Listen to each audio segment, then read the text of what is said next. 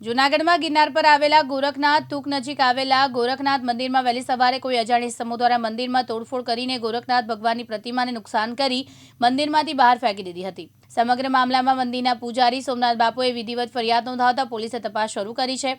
મંદિરમાં તોડફોડ અને પ્રતિમાને નુકસાન થવાના કિસ્સામાં પોલીસ અધિક્ષક સહિત પોલીસનો કાફલો પણ ગોરખનાથ મંદિર સુધી પહોંચ્યો।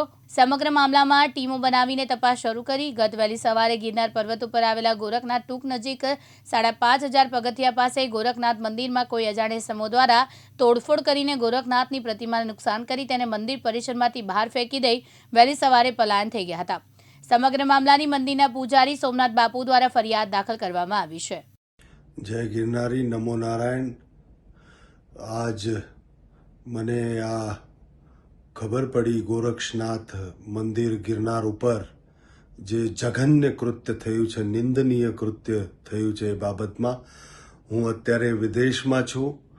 અહીંયા હજી થોડી વારમાં સવાર થઈ છે એટલે અહીંયા રાત હોવાથી મારા ફોન સાયલેન્ટમાં હતા અને રાત્રિમાં ફોન સાયલેન્ટમાં હોવાથી ઘણાના ફોન આવ્યા। હમણાં જ મેં સમાચાર પણ વાંચ્યા અને વિડીયો જે બનાવ બન્યો છે એના વિડીયો જોયા। મારી વાત હમણાં જ ત્યાંના મહંત સોમનાથ બાપુ જોડે પણ વાત થઈ છે અને લોકલી એક બે જણા જોડે વાત કરીને ખબર પડી આ હિંમત થવી એ ગિરનારના સાધુઓ માટે એક બહુ જ મોટી જાગવાની એક ચીમકી કહી શકું અથવા તો જાગવું પડશે કે આ હિંમત કેવી રીતના થઈ। અને હું દર વખતે કહું છું કે આ ગિરનારના સાધુઓ પડીકા એકાબીજા કોઈના પાસેથી આ પડીકાઓ લેવાની પ્રથા છે, ભંડારા નાન બધું કરીએ તો આપણે પોતે પોતાની જો ધર્મની સંપત્તિ છે, ધર્મની આરાધ્યની જગ્યાઓ છે, એ નહીં સંભાળી શકીશું તો કંઈ બાકી નહીં રહે। અને આ પડીકા લેવાવાળા સાધુઓથી ગિરનારના સાધુઓએ ચેતવું જોઈએ, જરા સમજવું જોઈએ કેમ આ હિંમત થવાનું કારણ શું છે। કેમ કે આ સાધુ સમાજ એક નથી થતો, સાધુ સમાજ એકાબીજા સાથે ઝઘડતો હોય। બારેથી આવેલા સાધુઓ અહીંના સાધુઓને ફોસલાવીને ફળાવીને આ બધું કરીને કરે।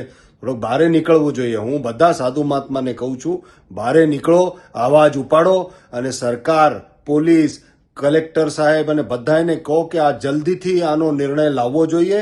આ બહુ જ જઘન્ય કૃત્ય છે, આની જેટલી નિંદા કરવી હોય એટલું કરી શકાય। અને સનાતની હિન્દુના પેટનો દીકરો હોય તો એણે આ બાબતમાં ચૂપ ન બેસવું જોઈએ, કેમ કે આ બહુ જ જઘન્ય કૃત્ય છે।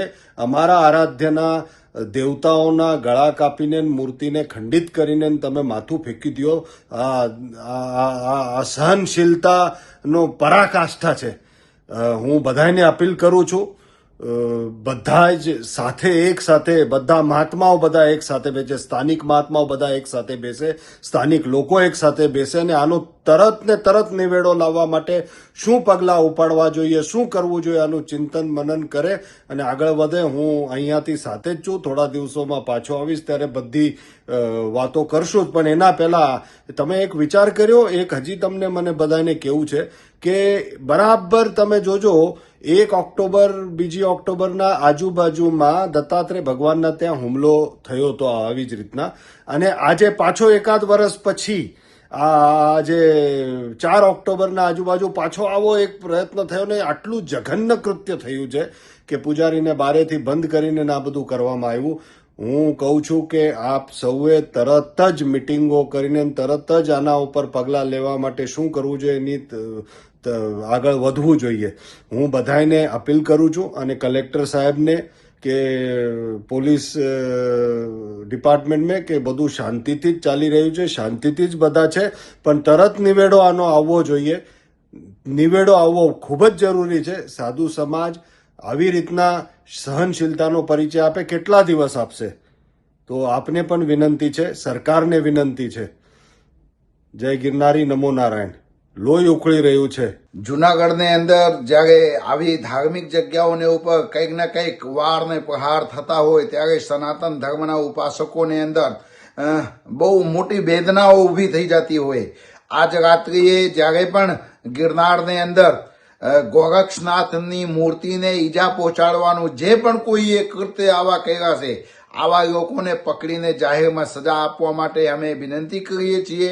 કારણ કે ઘણા બધા જે સાધુ સંતો છે, સાધુ સંતોએ ખૂબ જ આક્રોશમાં છે અને ઘણા બધા અમારા જે હરિભક્તો છે, જે ભક્તો છે ગિરનારમાં જવા વાળા, એ ઘણા લોકોના ફોન આવ્યા અને સતત આવા બધા લોકોને અંદર જે વેદના છે એ વેદનાને સમજી શકીએ કે જ્યારે સનાતન ધર્મને ઉપર આવા વારંવાર વાર ને પ્રહાર થતા હોય ત્યારે આવા કોણ લોકો છે જે આવા ગિરનારની ઉપર આવા તત્વ બનીને આવા મૂર્તિને ખંડિત કર્યા છે અને મૂર્તિને તોડીને પાડી દેવામાં આવ્યા છે.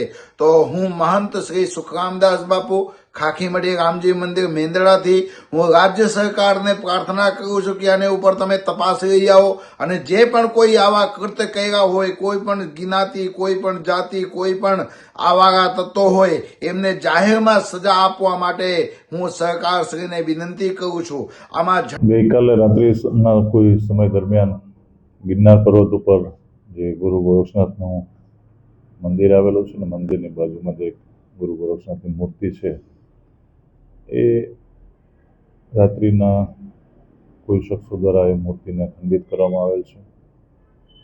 તો એના જાણ થતાં પોલીસની અલગ અલગ ટીમો સ્થળ ઉપર પહોંચે, કાયદેસરની ફરિયાદ લઈ અને જિલ્લા એલસીબી, એસઓજી, ભવનાથ પોલીસ સ્ટેશનની ટીમ, અલગ અલગ ટીમો ડીવાયએસપીના સુપરવિઝન હેઠળ આ બાબતની તપાસ કરી રહી છે અને આ કૃત્ય કોના દ્વારા કરવામાં આવેલું છે એ ડિટેક્ટ કરવા માટે તમામ ટીમો અત્યારે કામે લાગી રહી છે. ખાસ સર જોવા જાય તો નજીકમાં કે સીસીટીવી કે સર કોઈ આવતું જાતું દેખાયું? એ ઇન્વેસ્ટિગેશનની બાબત છે. પોલીસ તમામ એંગલથી અત્યારે તપાસ કરી રહી છે અને જે પ્રમાણે જે વિગતો મળતી જશે એ મુજબ ઇન્વેસ્ટિગેશન. પ્રકાશ દવે સાથે યજ્ઞેશ ભટ્ટ, દિવ્યાંગ ન્યૂઝ, જૂનાગઢ.